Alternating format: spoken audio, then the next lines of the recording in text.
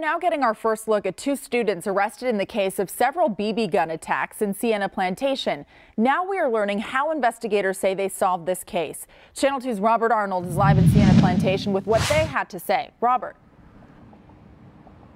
Investigators say the community is really what helped crack this case. Tips and old-fashioned door knocking are what led investigators to a pair of high school students.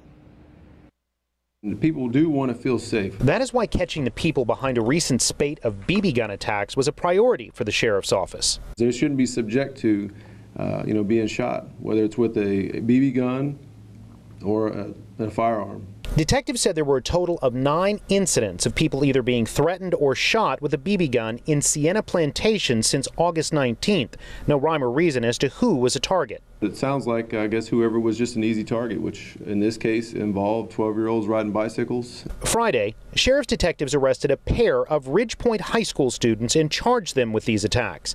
18-year-old Noah Bruck was arrested at school and charged with terroristic threat.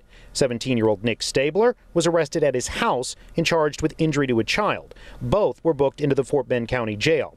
Detectives say the teens are learning the hard way it's important to follow the golden rule, or at least a variation of it. If you don't want to be shot by somebody, you shouldn't do it either. You're an adult.